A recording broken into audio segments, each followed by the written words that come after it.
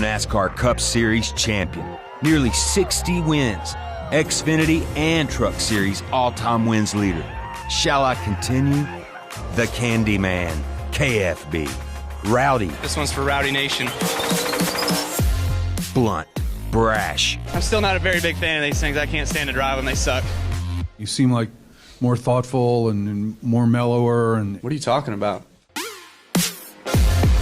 Jaw-dropping. Show-stopping. Oh, and he almost saved it, and he did! But what would the persona and resume for one of the sport's most polarizing drivers look like had he not made a major change when his career was just taking off? What if Kyle Busch stayed with Hendrick Motorsports?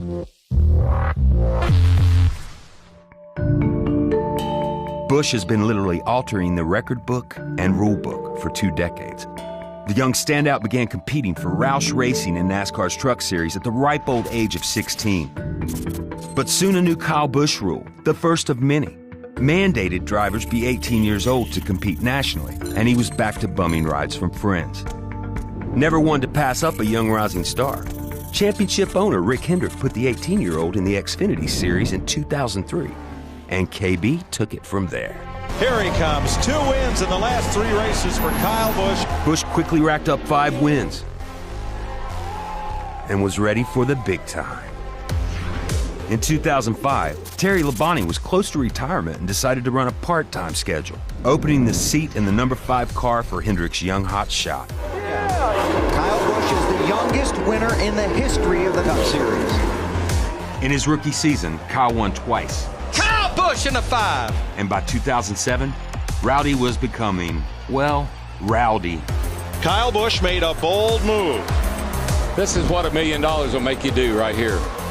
At the end of 2007, Busch's contract was up at HMS. At the same time, Dale Earnhardt Jr. announced he was parting ways with his family team DEI, making Dale Jr. and Kyle Busch the biggest free agents in NASCAR. Busch was a proven winner, but the opportunity to sign Earnhardt, NASCAR's biggest name, was one Hendrick couldn't resist. So Kyle took his talents to Joe Gibbs Racing and, well, you know the rest. Wild Thing wins. Yes, Kyle Busch. Oh, my goodness. Where are you going? Anywhere he wants. Man, he was going fast. That guy sitting behind that steering wheel right there is the man. Hey, I won again. Takes his obligatory bow. Tonight he earns his first Cup title. The dream come true. He's the winningest driver of the decade, and now he is joining elite company. It wouldn't be possible without Coach Joe Gibbs. But what if Kyle Busch stayed with Hendrick Motorsports? What if Hendrick Motorsports had room for Dale Jr. and Kyle Busch? The 4-car stable for 2008 would have been Busch, Jr., Jeff Gordon, and Jimmy Johnson. Undoubtedly, they would have been the New York Yankees of NASCAR. But what ripple effects would that have created? For starters, Mark Martin would not have made a 3-year comeback with 5 wins at HMS. Casey Kane would not have joined up and kissed the bricks at Indy. And who knows if Chase Elliott and William Byron would have moved up to the Cup Series as quickly. Conversely, Hendrick's power may have netted Kyle a championship sooner than he did with Gibbs. The 5-car narrowly finished runner-up for the 2009 trophy. If instead Busch had wheeled the car over the edge, he would have broken up Jimmy's 5 titles in a row and turned 7-time into 6-time, or maybe even less. What about wins? Kyle has 52 Cup wins at Joe Gibbs Racing, averaging 4 wins per season. Could he have topped that blistering pace at Hendrick? It's possible Busch and crew chief Alan Gustafson would have become a dynamic duo, like Chad Knaus and Jimmy Johnson, rolling off 70-plus wins together.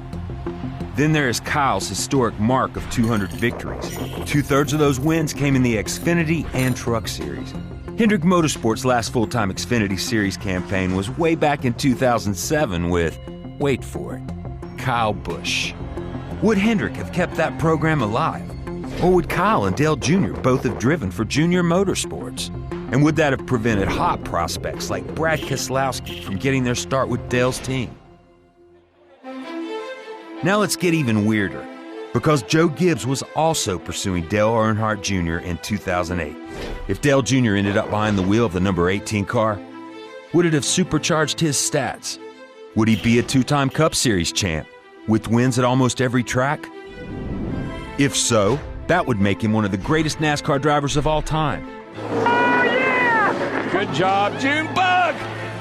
Meanwhile, back at Hendrick, would Kyle Busch still earn a title or two?